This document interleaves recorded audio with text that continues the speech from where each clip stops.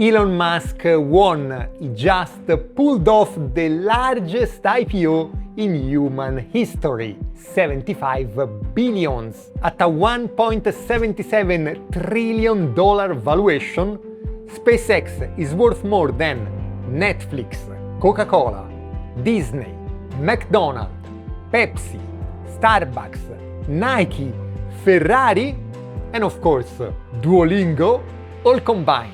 And while every YouTuber is screaming overvalue, while SpaceX is losing billions, while Grok is the worst of the LLMs, Elon is becoming the richest man on the planet and the first trillionaire in human history. How did this happen? And who's the fuck is gonna pay for the largest valuation in history?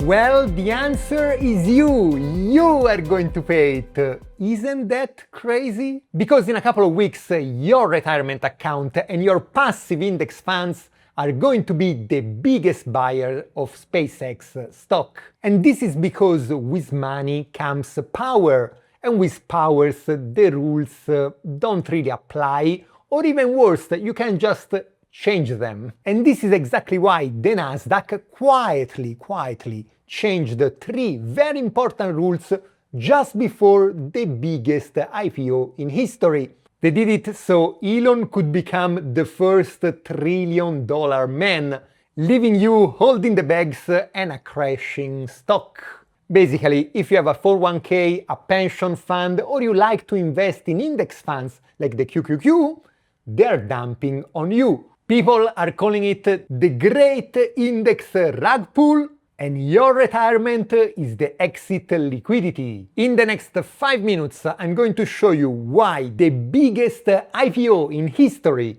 is way worse than it looks, and what you can do to profit from it. My name is Adri, I'm a contrarian value investor. I invented a new way to value stocks, including IPOs. But today I'm not going to bother you with 30 minutes deep dive on SpaceX IPO numbers, different business models, growth potentials, risks and valuation. Plenty of other YouTubers already spoke about it, and this is the best summary. They need to pump up the value as high as possible and get as many people to buy it. And you should be very careful about getting in at almost 100 times its revenue. This massively overpriced, overbloated thing at a really high valuation. At this incredibly high valuation. It's overvalued. Current hypervaluation of Elon Musk's SpaceX. Basically, if you use numbers and rationality, you will never buy this company at $135 a share at almost a $2 trillion valuation. It makes no sense whatsoever. Think about it. You can buy SpaceX, try to go to Mars, try to mine asteroids, and lose 30 billion a year for the next 20 years. Or you can buy Netflix, Coca-Cola, Disney, McDonald's, Pepsi, Starbucks, Nike, Ferrari, and of course Duolingo, and make 60 billion profit every year starting tomorrow. Which one do you prefer? 30 billion loss and a nice space story, or 60 billion gain? This is the question investors should answer, but actually no, wait, this is not the question at all. It is much better for the billionaires if people like us just do not have a choice and we are just forced to buy SpaceX. For this reason, Nasdaq rules were changed. Until a month ago, a company would go public at very high valuation, get dumped by everybody basically, especially early investor. Look at Robinhood, down 92%. Figma, best IPO 2025, down 88%. Coinbase, down 92%. And only after the drop, they had a chance to be included in the Nasdaq 100. And they would have strict requirements like being profitable or a minimum float. But this time is different. For the first time ever, Elon Musk with SpaceX, Sam Altman with OpenAI, and Dario Amodei with Anthropic, they all agree on something. They sue each other regularly, they cannot stand to hold hands for 30 seconds, but they completely agree on this point. Nasdaq should, independently of course, change rules so they can all dump their companies into pension funds at insane valuations. A $1.77 trillion valuation, yet index funds are required by law to buy it all almost immediately. This is an unprecedented way to legally rug pull everyday investors like you and me. But it gets even worse. First, SpaceX is selling shares with absolutely zero voting power. Elon wants your money, but is giving you absolutely no rights. Second, insiders are already betting that SpaceX will merge with Tesla. This way, Tesla shareholders will become SpaceX shareholders and have no rights as well. Third, 75 billions, it's a lot of money, but it's not enough to go to Mars. My opinion is that we will see way more dilution sooner rather than later. On the other hand, rockets are extremely cool.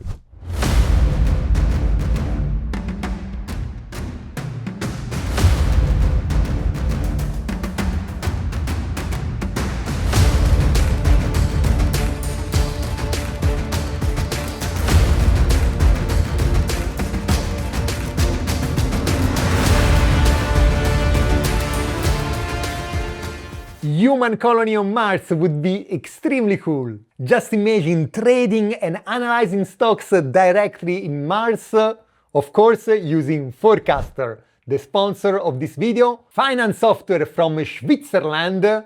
Forecaster means profit. If you don't know Forecaster, click the link below, use the discount coupon code ADRI and give it a try. So, what's my plan?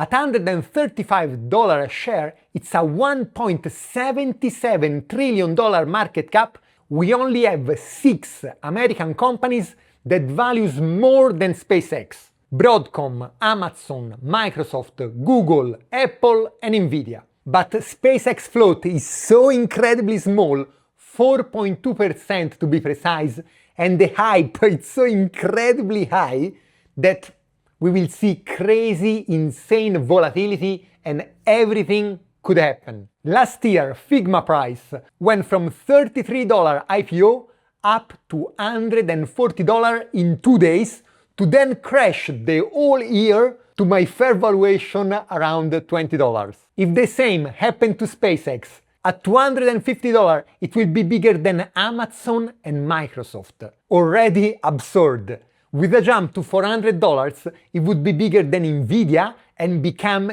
the most expensive company on planet Earth. Now guys, if SpaceX becomes even for a moment the biggest company in the world, I don't know what to say. It would be the ultimate proof of human stupidity of 2026. We kill each other in wars, we try to destroy the planet with global warming and kill all the animals, but don't worry, we can buy our way to Mars at $5 trillion valuation. If this kind of craziness happens, or better, when it happens, my contrarian personality is telling me to buy put and open a contrarian short bet. Short meaning I will bet SpaceX Insider will sell and the stock will crash down.